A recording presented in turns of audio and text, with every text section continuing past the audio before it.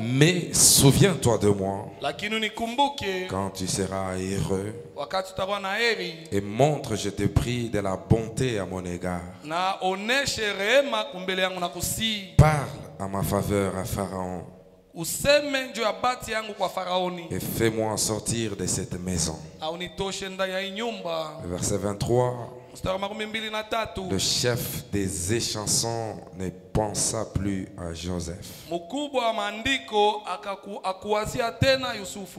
Il l'oublia. Que Dieu bénisse la lecture de sa parole. Vous pouvez vous asseoir. Nous croyons à la prière qui a été faite en notre faveur. Alors, je vais donc continuer avec mon thème du dimanche.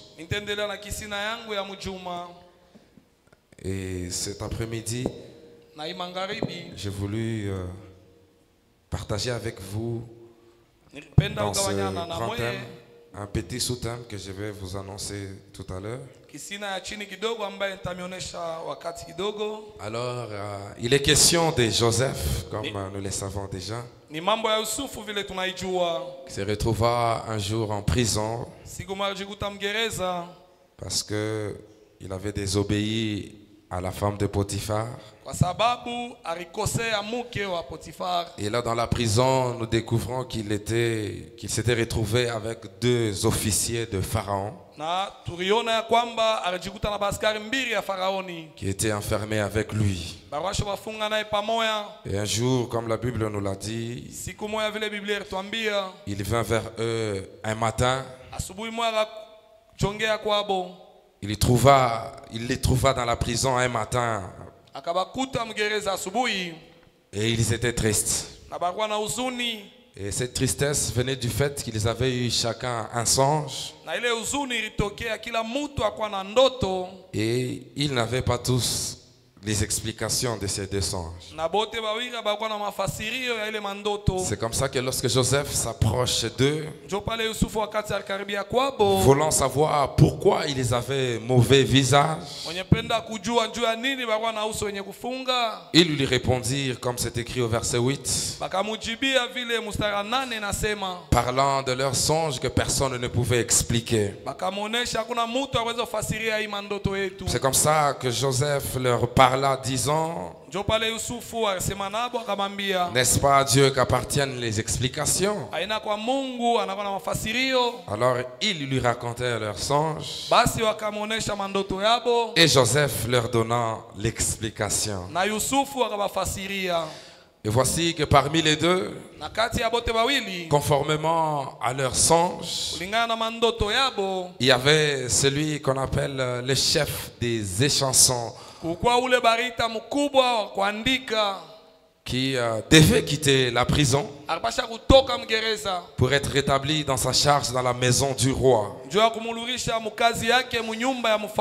Alors, puisque Joseph lui avait fait cette faveur, c'est lui d'interpréter les songes pour qui l'avait rendu triste,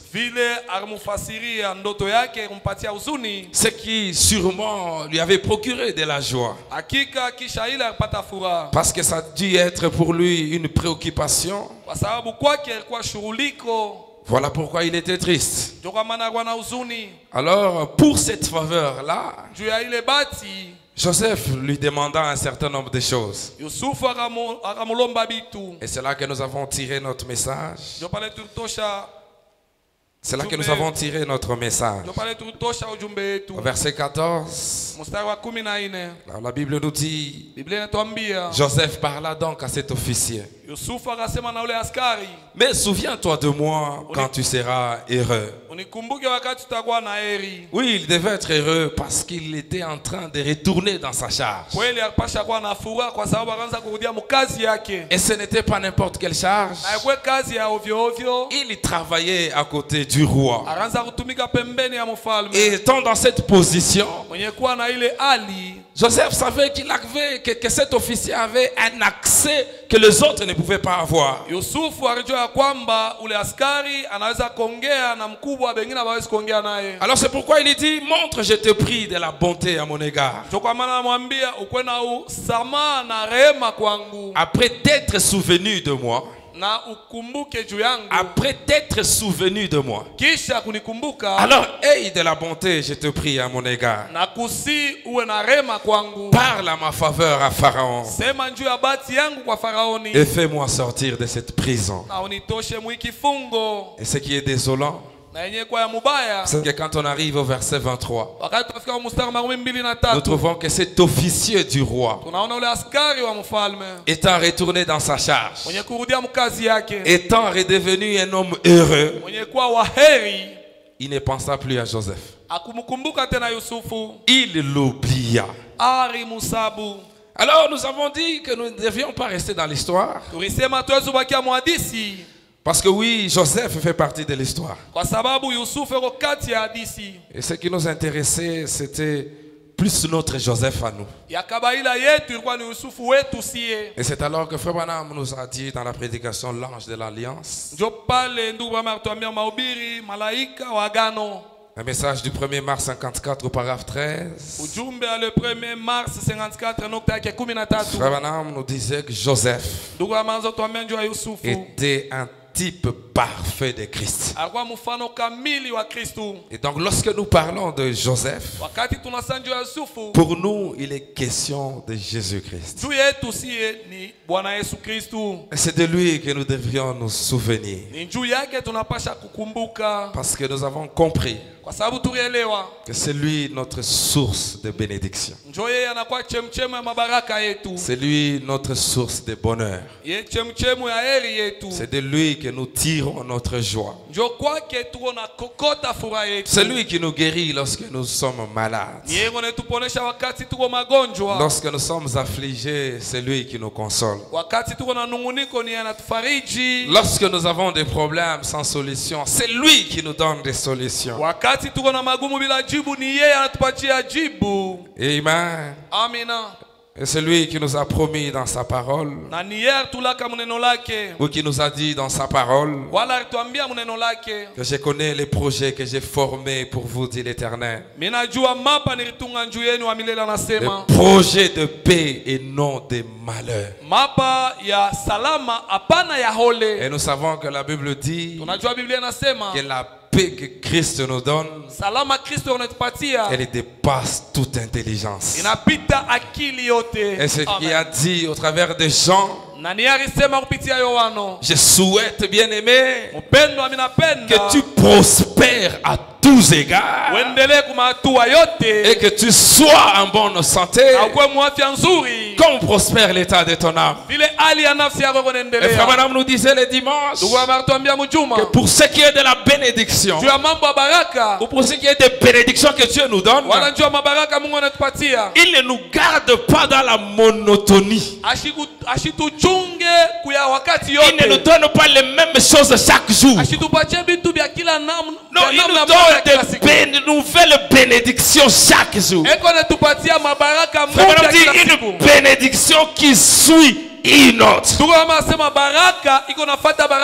Parce qu'il en a une source intarissable. Mais encore, ce qui est désolant ici, Frère Branham nous disait dans la prédication, écoutez sa voix.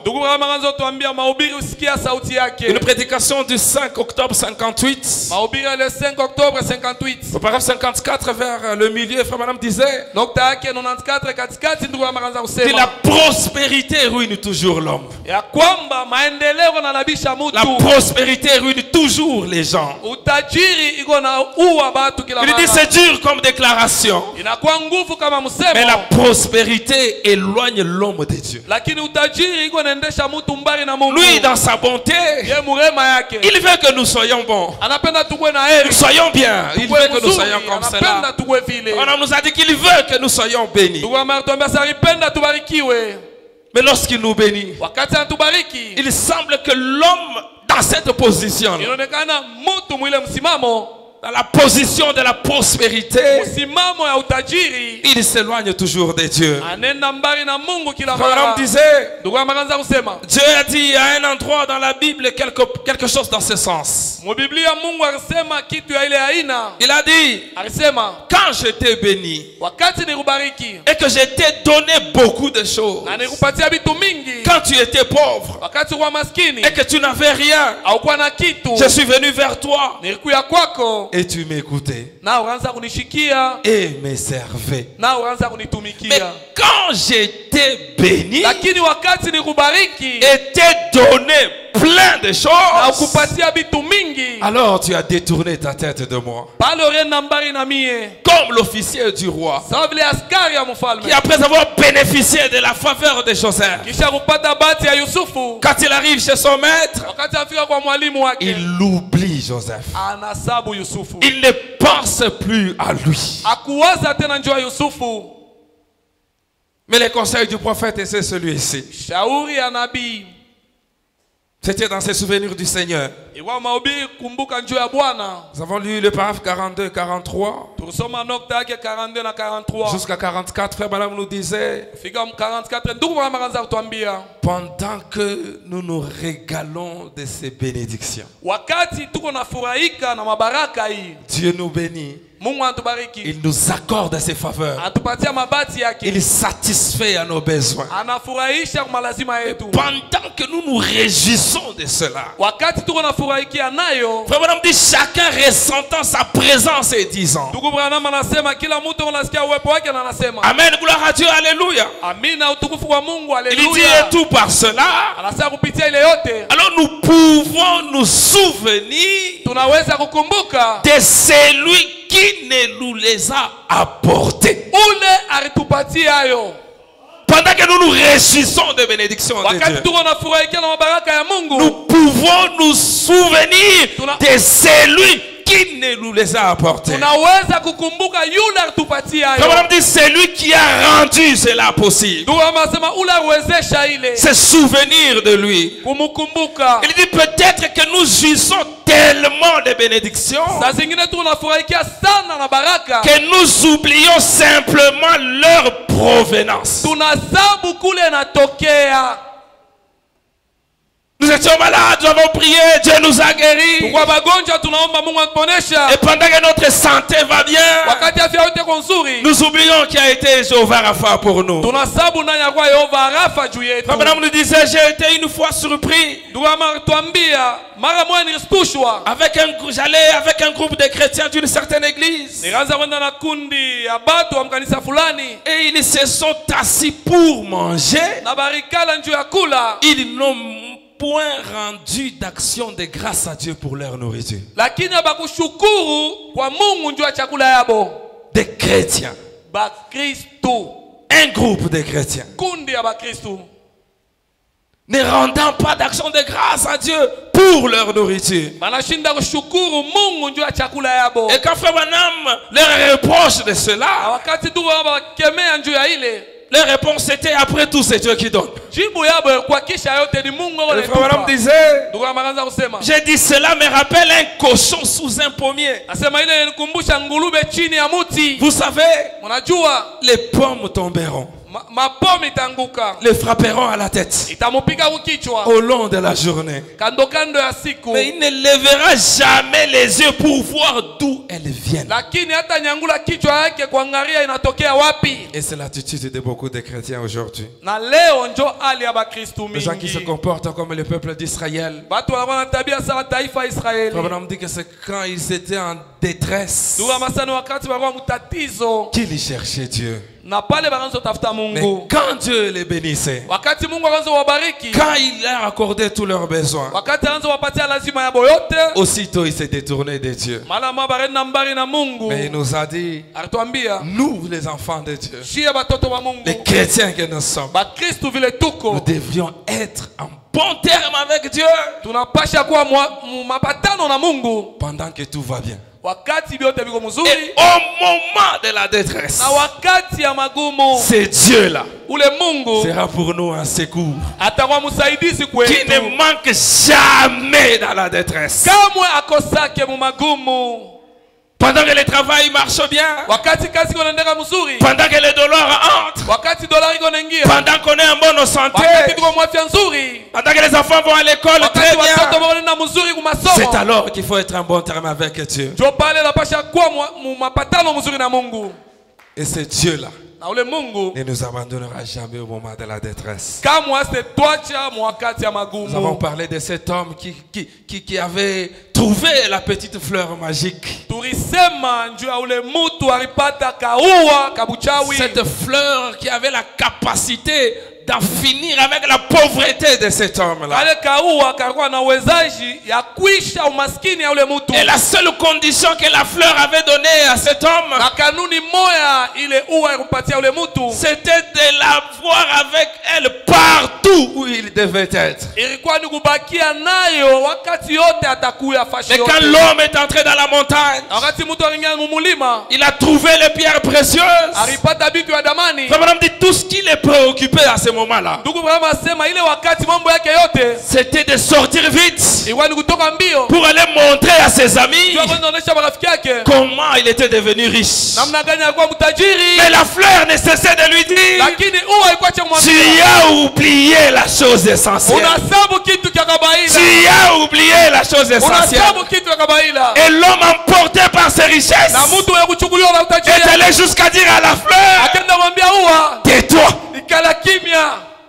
Je ne veux plus t'entendre. Mais frère me dit pour la dernière fois, elle a dit: tu as oublié la chose essentielle. Et beaucoup de gens oublient cette fleur magique aujourd'hui. Quand il semble que tout va bien dans leur vie. Mais épouse Parole Tabernacle, ne lâchons jamais cette fleur. Ne lâchons jamais notre source de bonheur. Madame dit: vous recherchez le bonheur. Trouvez Christ. Alors vous trouvez le bonheur. Et c'est Dieu là qui peut vous donner le bonheur. Il est capable de vous donner la bonne santé. Il est capable de guérir votre corps, capable de guérir votre âme. Trouvez-le et ne l'abandonnez plus jamais. C'est quand le monde entier t'aura abandonné, lui il sera toujours là. Dans la maladie, dans la peine, dans les soucis, il sera toujours là. Alors ce soir, j'aimerais insister un peu sur quelque chose qu'on a évoqué les dimanches. C'était toujours dans la prédication, ce souvenir du Seigneur. Au paragraphe 45, Frère Branham disait ceci. C'est un message du 22 janvier 63. Paragraphe 45, il dit: ainsi vous savez, je pense qu'il est avantageux pour nous de nous arrêter, lever les yeux pour voir d'où proviennent ces choses. Il dit: oh, comme c'est glorieux de nous souvenir de notre Seigneur. Nous souvenir de tout ce qu'il a fait pour nous. Nous souvenir qu'il n'y avait personne d'autre qui pouvait rendre cela possible. Il n'y a rien qui pouvait rendre cela possible en dehors de notre Seigneur.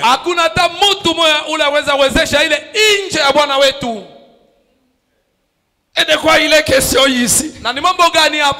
Qu'est-ce que personne d'autre ne pouvait faire que lui, notre Seigneur, a fait pour nous? Le salut de nos âmes. Amen. Le salut de nos âmes. Frère dit: il l'a fait si gratuitement, alors que personne n'était digne. Souvenez-vous que de l'autre côté, Jean pleura parce que personne n'était digne de prendre les livres et d'en rompre les seaux. Mais seul fut digne. lakini mmoja kwa stahili. C'était notre Seigneur. Ilikuwa ni Bwana wetu. Il n'y avait pas de prophète. Même William Branham ne pouvait prendre notre place. Il n'y avait pas de sages. Il n'y avait pas de potentats. Pas de monarques. Pas de rois. Ni l'autre que le Seigneur Jésus lui-même ne pouvait faire cela. Et il l'a fait bien volontiers pour nous. Il ne l'a pas fait pour lui-même. Il accepte d'aller jusqu'à la croix de Golgotha pour mourir de la mort la plus honteuse qui puisse exister. Et il ne l'a pas fait pour lui-même. Parce qu'il était saint. Il était innocent. Il a dit à ses disciples, qui d'entre vous peut m'accuser de péché? Il n'avait pas besoin de salut. Mais il l'a quand même fait pour nous. Frère Branham dit, souvenons-nous-en bien. Il a fait quelque chose que personne ne pouvait faire. C'est qu'Ésaïe nous décrit dans le chapitre 53 ici. Ésaïe 53 à partir du premier verset. Esaïe 53 kuanzia mstari wa kwanza. Qui a cru à ce qui nous a été annoncé? Qui a reconnu les bras de l'Éternel? Il s'est élevé devant lui comme une faible plante, comme un rejeton qui sort d'une terre desséchée. Il n'avait ni beauté ni éclat pour attirer nos regards. Et son aspect n'avait rien pour nous plaire. Méprisé et abandonné des hommes, homme de douleur et habitué à la souffrance, semblable à celui dont on détourne le visage. Nous l'avons dédaigné.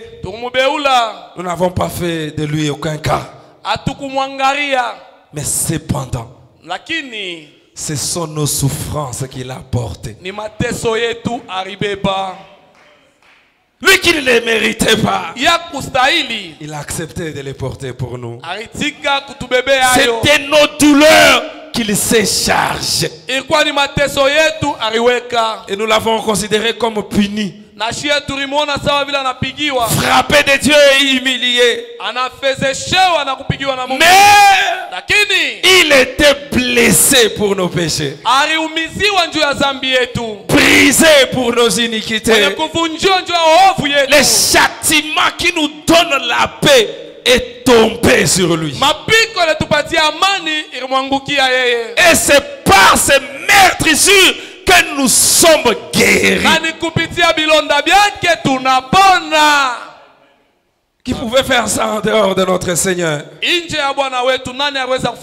Bible dit, nous étions tous errants comme des brebis. Chacun suivait sa propre voie. Et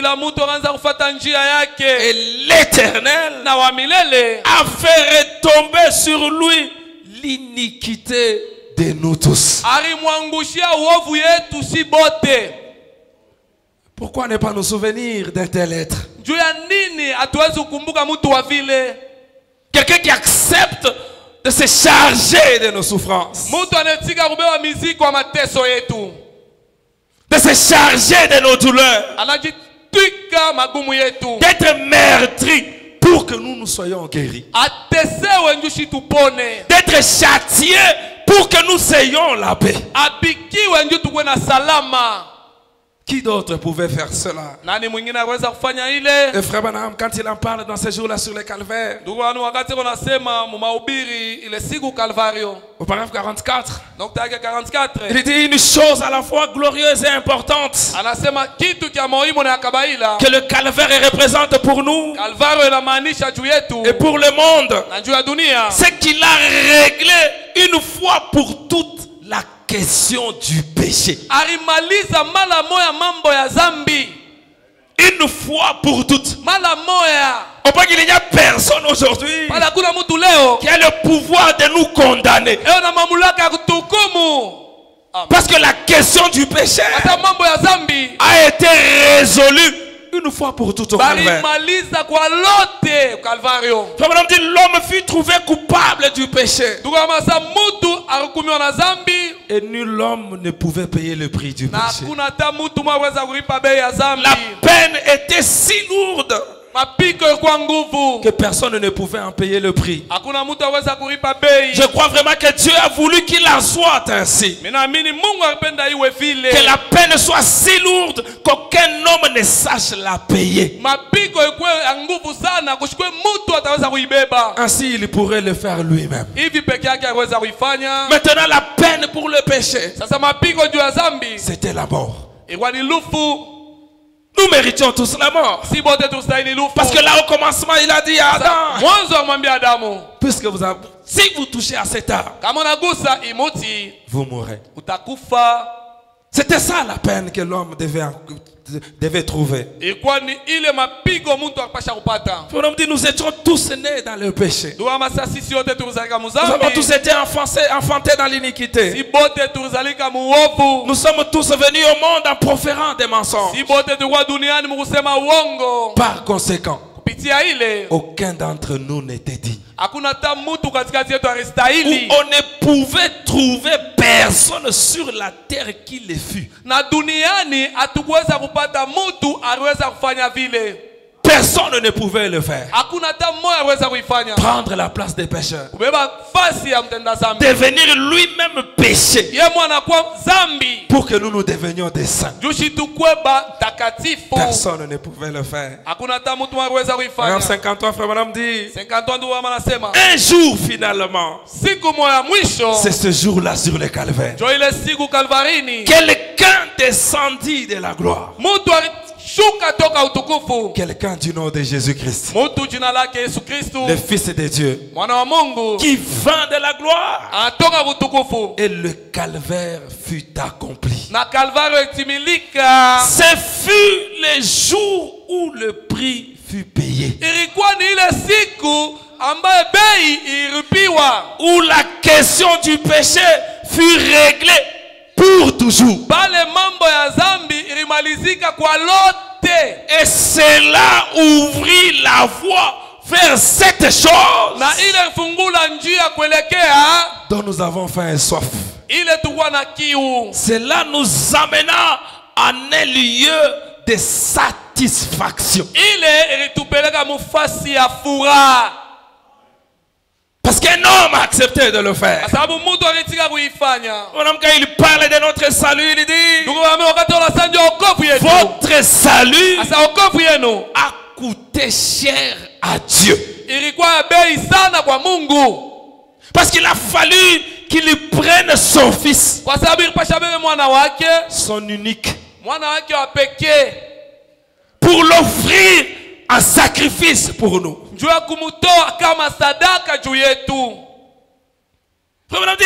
Par sa mort sur le calvaire,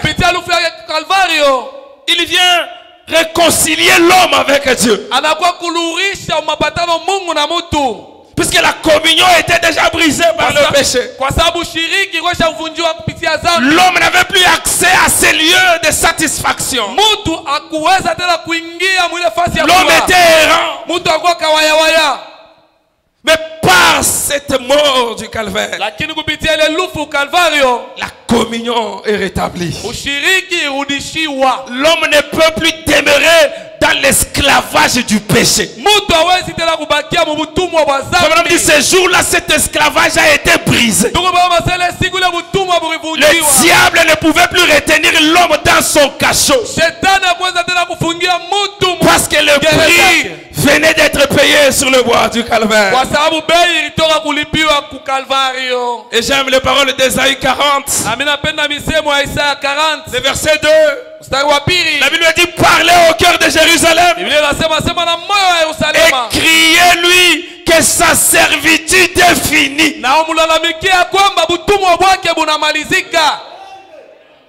La mort de Christ en termine avec la servitude. Parlez au cœur de Jérusalem que son iniquité est expiée, qu'il a reçu de la main de l'Éternel au double de tous ses péchés. Il a fallu qu'il y ait ce jour-là sur le Calvaire pour que notre servitude soit terminée. Amen. L'homme reçoit au double de ses péchés. Oh, j'aime ce que le prophète dit ici. À la prédication dans sa présence. Prêché le 9 septembre 62. Au paragraphe 53, il dit: si nous avons confessé que nous avons été dans sa présence et que nous avons confessé nos péchés, ils sont effacés dans son livre des souvenirs. Alléluia. Amina. Et vous me dites, seul Dieu peut le faire. Personne d'autre. Eh bien, vous pouvez me faire n'importe quoi. Moi, Branham, je vous pardonnerai. Mais je m'en souviendrai toujours.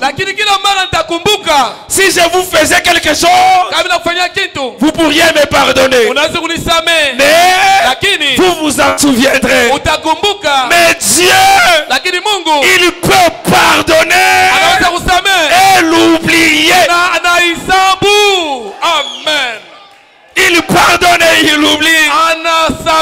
Frère dit, pensez-y. Il ne s'en souvient même pas. C'est comme si vous n'avez rien fait. Frère dit amen. Cela me fait du bien. Quand on ne s'en souvient même plus. Seul Dieu peut faire cela. Seul Dieu peut le faire.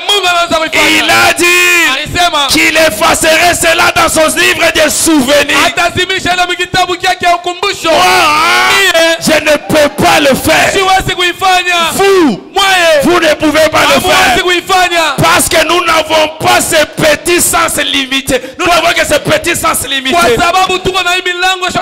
Mais lui, il est le Dieu infini. Il peut vraiment oublier que cela a été fait. Alléluia. C'est le Dieu peut le faire. Alors pourquoi faut madame raconte cette histoire de ce prédicateur démodé, ce prédicateur de la campagne. Frère madame dit, cet homme-là, chaque fois qu'il lisait la Bible, il criait seulement. Il ne faisait que pousser des cris parce qu'il était tellement content quand il lisait la parole de Dieu. Et un jour, il alla rendre visite à sa fille qui était en ville. Et chaque jour, sa fille pouvait constater que son père ne pouvait que crier tout le temps. Ne pouvait que faire du bruit. Et quand il s'approchait pour savoir le pourquoi, oh, son papa lui parlait de la Bible. On dit un jour, sa fille organisa une fête à la maison. Elle invita ses amis. Et puis elle pensa, elle dit, avec mes amis ici de la ville, mon papa démodé ici, il va encore nous déranger et j'aurai honte de lui. Alors, je vais l'amener un peu là-haut, là où il sera caché. Mais je ne veux pas seulement l'amener là.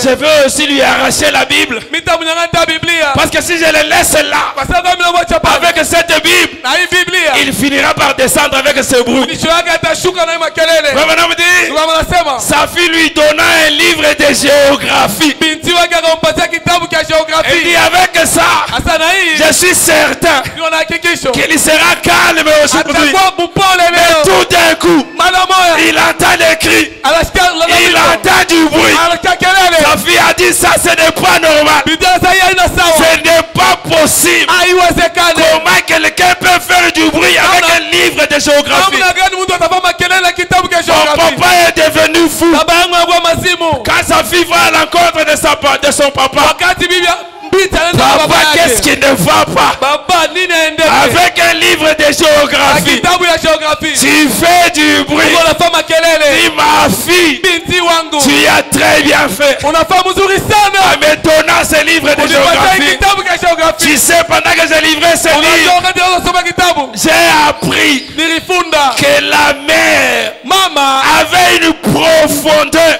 akuwa na upana. La mer Bahari.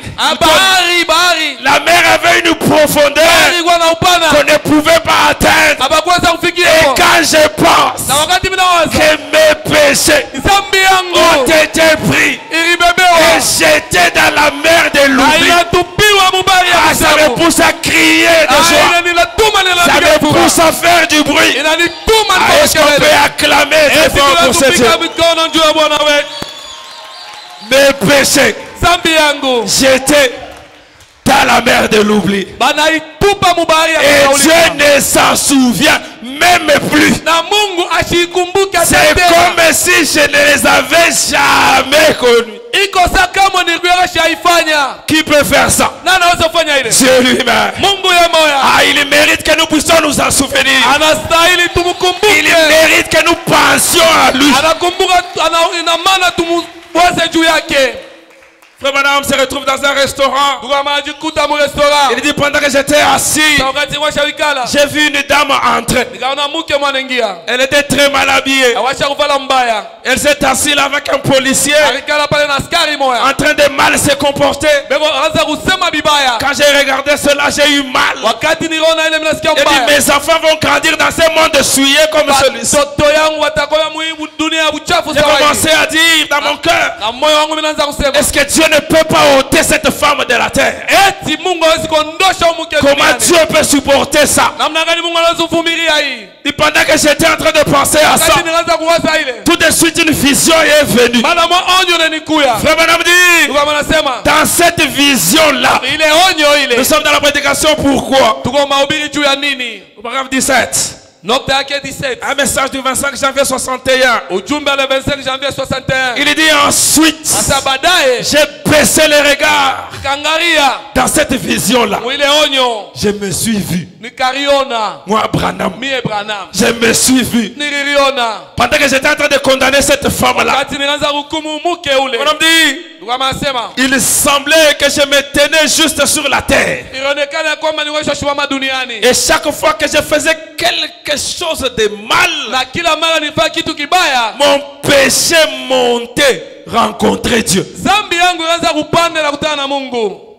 Ça, c'est l'expérience du prophète. Ile ni onjo ya nabii. Chaque fois que je faisais quelque chose de mal, Kila mara nilifanya kitu kibaya, mon péché dhambi yangu montait rencontrer Dieu. ilianza kupanda na kutana na Mungu. Le frère me dit, Ndugu anasema et avant que cela ne l'atteigne, mbele ya ile dhambi yangu kumfikia, Jésus Yesu faisait office de pare-choc. alianza kuishimamia na ikinga.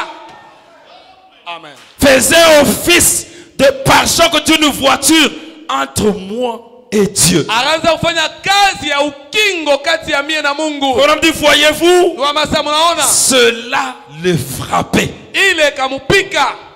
Le péché du prophète Dhambi ya nabii frappait Jésus, namupika Yesu.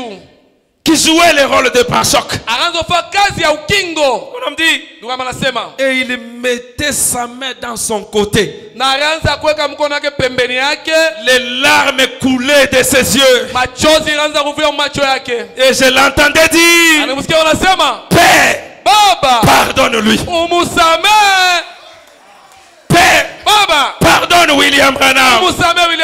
Il ne sait pas ce qu'il fait. Madame dit, je me suis vu lorsque j'étais un petit garçon. Les choses que j'avais faites. Et j'ai vu que chaque fois que je faisais quelque chose de mal, c'est comme si cela montait. Et Dieu m'aurait tué pour cela, voyez-vous. Parce qu'il est saint.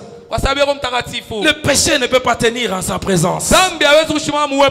Mais j'ai vu ces brouillards qui flottaient tout autour. Et ce sang de Jésus faisait office de pare-choc entre moi et lui, et empêchait que je sois tué par Dieu. Eh bien, j'ai regardé. Je me suis approché de l'endroit où je me tenais. Et j'ai regardé. Et mon livre était là devant lui. Et dessus était inscrit mon nom. Et tout ce que je faisais de mal était inscrit là-dedans. Et j'ai remarqué que chaque fois que je commettais quelque chose de mal, que j'avais fait cela, il interceptait cela. Cela lui faisait mal. Et il retenait, pour ainsi dire, son souffle. Et les larmes coulait sur ses joues. Il disait, pardonne-lui. Il ne sait pas ce qu'il fait. Et j'ai pensé, Seigneur, t'ai-je fait souffrir comme cela? J'ai pensé, je t'aime. Est-ce moi qui t'ai fait souffrir comme cela?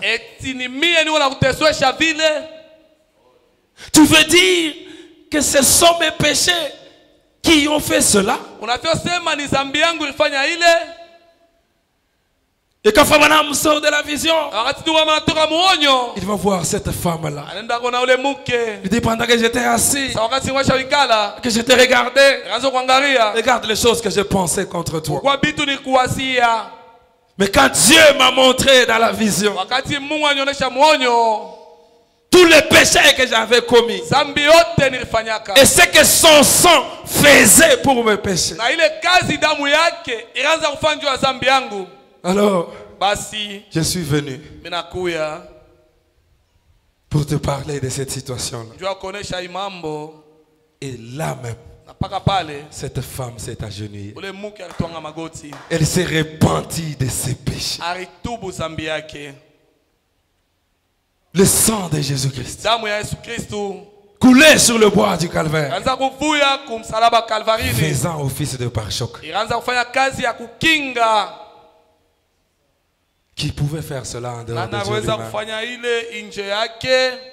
Et Frère Branham dit, non seulement que ce péché nous ramène dans la communion avec Dieu, non seulement que ce sang-là ou ce sacrifice nous ramène dans la présence de Dieu, amène nos péchés à être jetés dans la mer de l'oubli. On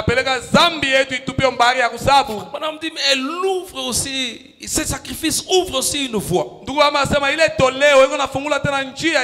pour qu'un jour nous nous retrouvions au ciel. Amen. On dit, pour ce qui est du ciel, nous ne pouvons pas y entrer par nous-mêmes. Nous n'avons pas de mérite que l'on puisse présenter, puisse nous donner accès à cet endroit. Mais lui a accepté de prendre la place. Et quand il veut quitter ce monde, il dit qu'il est avantageux que je m'en aille. Il dit, je m'en vais vous préparer une place. Et je viendrai vous chercher. Pour que là où je suis, vous y soyez aussi. Ah, il a fallu qu'il y ait le calvaire pour que ce jour, nous puissions croire qu'après cette vie, nous avons une vie éternelle qui nous attend. Il a fallu le calvaire pour que William Branham vienne dans cet âge, pour que nous recevions le message de l'heure.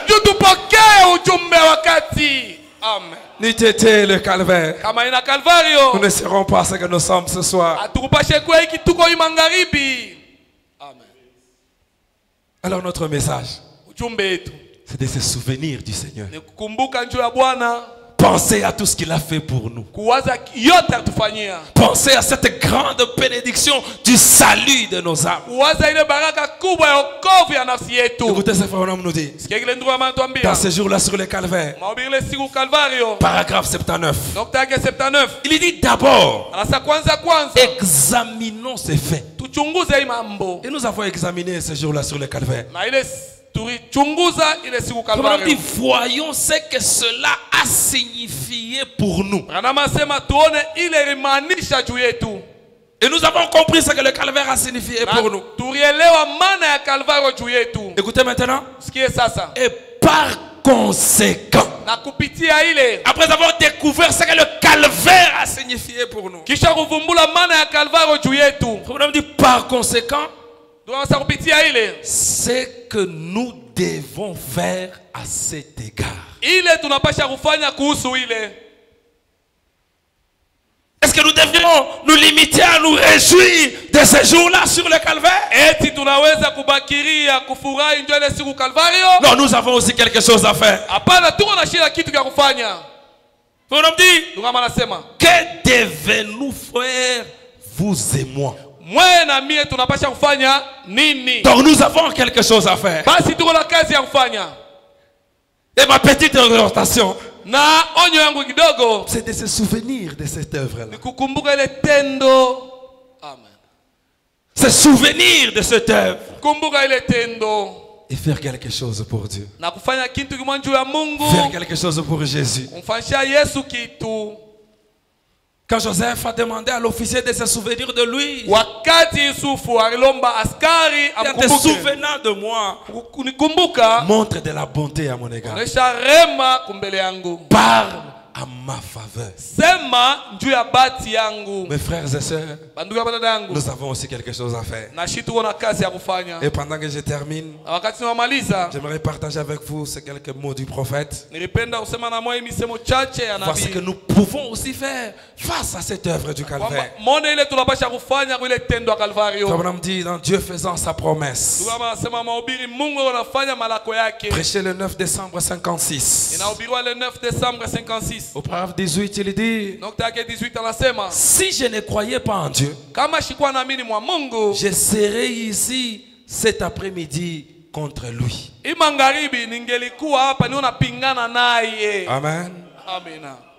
On me dit, Ndugu anasema, et si je suis pour lui, na kama niko hapa juu yake, si je ne suis pas contre Dieu, kama shipingane na Mungu, c'est que je suis pour lui.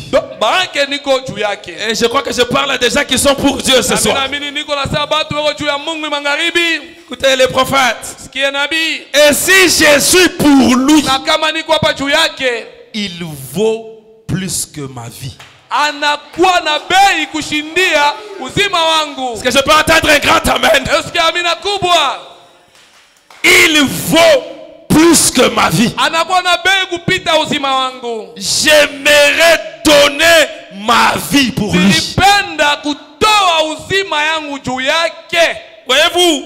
Unaona? En effet, Basi s'il s'agit d'une cause digne, kama ni ya mambo ya kustahili, ça vaut la peine de vivre avec cela. inastahili kuishi nayo, De vivre et de mourir pour cela. kuishi na kufa juu ya ile. Frère, on dit c'est juste. Ndugu basa yuko waki C'est Christ. ni Kristo. Amen. Il vaut que nous vivions et que nous mourions pour lui. Inapasha tuishi na tukufe juu yake. Il dit, Anasema soit il est le Christ vivant, wala ni Kristo aliye hai, soit il n'est pas le Christ vivant. wala ana Kristo aliye hai. Soit cette Bible est la vérité, Wala hii Biblia ni ukweli, soit elle ne l'est pas. wala ni ya bongo. Jamais on a vu un oiseau qui est en même temps tout noir et tout blanc. Kamwa hatuyaona ndege eko mweupe ye wote tena mweusi ye wote. Jésus est vivant ce soir. Yesu yuko hai magharibi, Et il mérite na anastahili que nous soyons pour lui. tukue juu yake, Que nous donnions notre vie pour lui, mes frères. tutoe tunapasha uzima wetu juu yake. Donc j'aime ces paroles qui suivent. Ninapenda misemo inafuata. Il est convenable que nous accomplissions toute justice. Inawezekana tutimize haki yote. Au paragraphe 141. Nokta yake 141. Frère dit, oh Dieu, oh Mungu, si les chrétiens d'aujourd'hui kama ba Kristo ba leo pouvaient voir seulement cela, pouvaient seulement voir ça, je prendrai le chemin avec les quelques méprisés du Seigneur.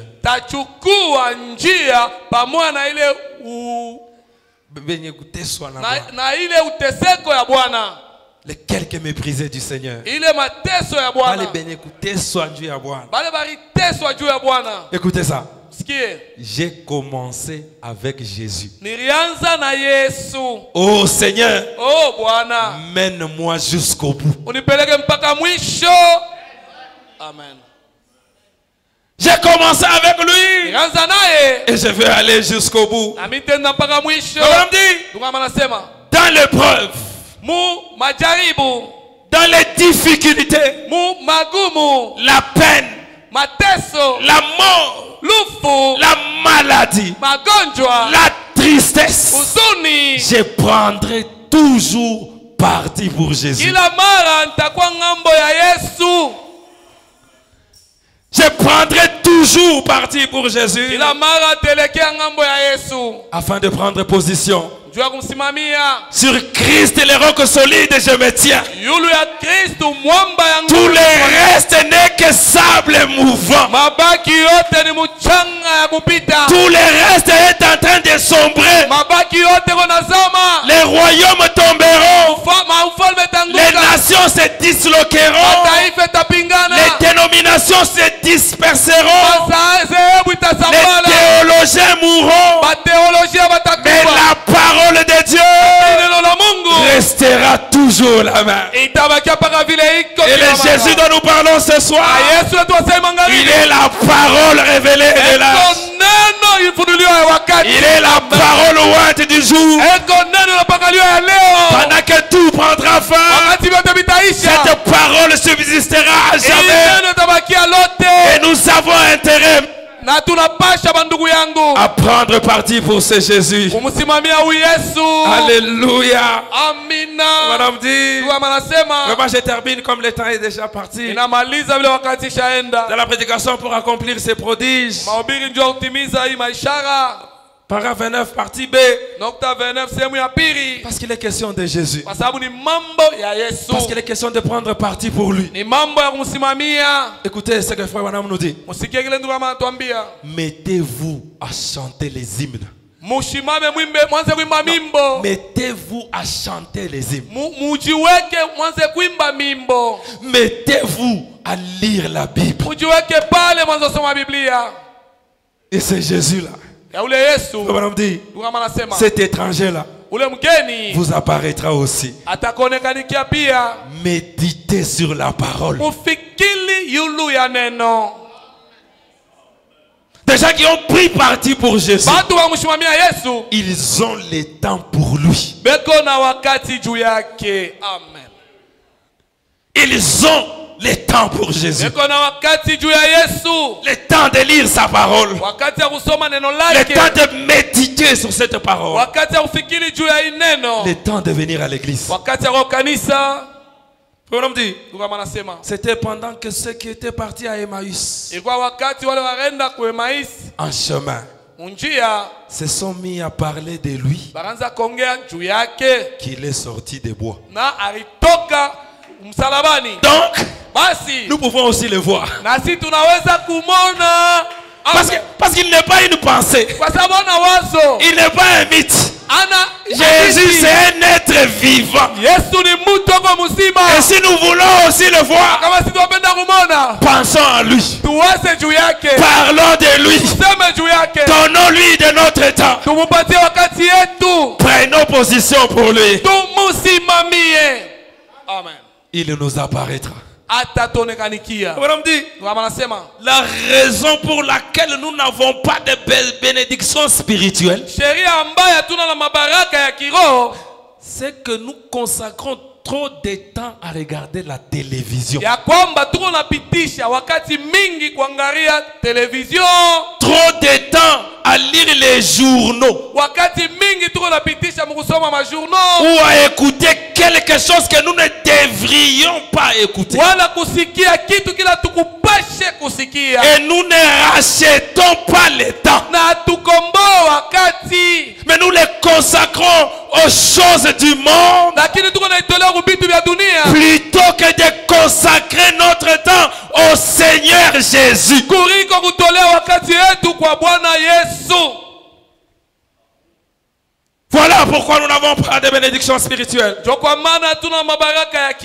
Et la Bible a dit, l'homme ne vivra pas de pain seulement, mais de toute parole qui sort de la bouche de Dieu.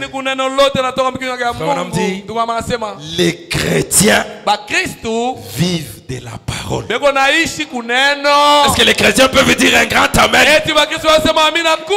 Les chrétiens vivent de la parole. Et frère, on me dit, le plus grand plaisir du croyant, le plus grand plaisir du chrétien, c'est quand il fait quelque chose qui plaît au Seigneur. Amen. C'est le plus grand plaisir du chrétien. Il disait que ce que je fais ici, le Seigneur est d'accord avec moi. Le Seigneur est d'accord. Et il nous dit, pendant que nous terminons maintenant, je vous prie de vous tenir debout. Nous sommes dans avertissement puis jugement.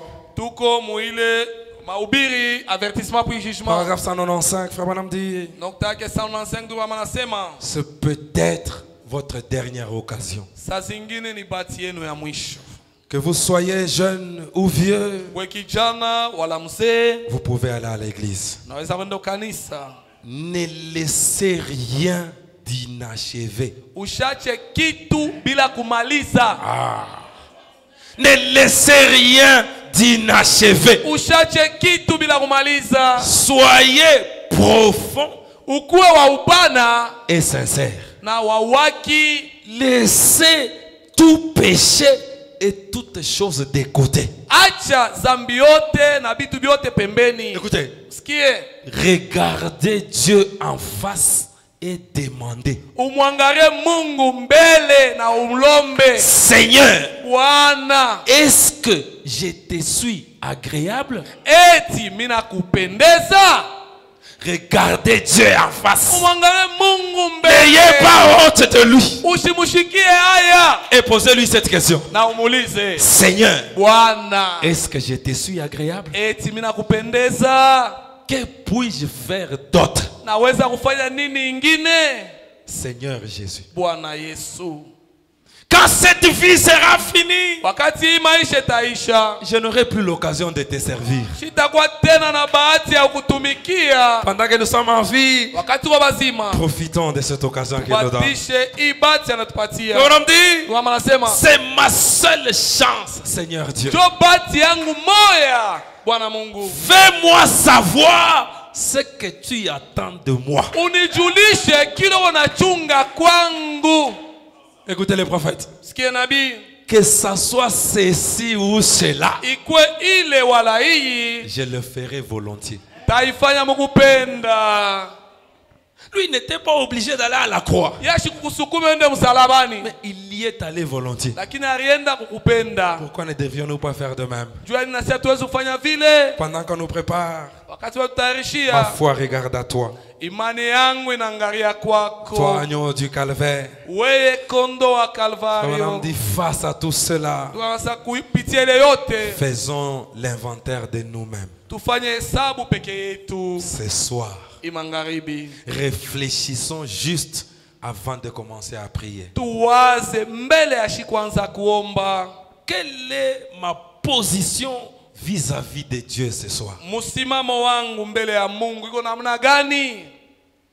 La question à se poser ce soir. Ulizo ya kujiuliza hii magharibi. Quelle est ma position vis-à-vis de Dieu? Msimamo wangu uko namna gani mbele ya On Mungu? dit examinons nos cœurs. Tunasema tuchunguze mioyo yetu. Et regardons ce qu'il en est. Na tuangalie vile iko. Dis Seigneur, Bwana, si j'ai blessé une âme, kama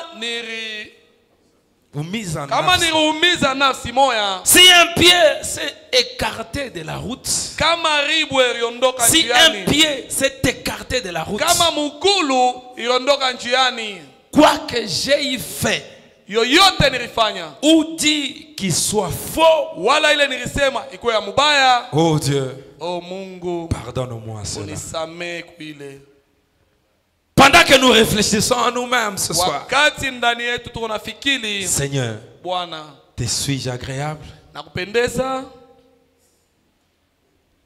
Est-ce que ma vie t'honore, Seigneur? Eti maisha yangu nakuheshimia Bwana? Ma foi regarde à toi. Imani yangu inaangalia kwako. Pendant que nous allons nous avancer dans la prière. Wakati tutaingia mu maombi.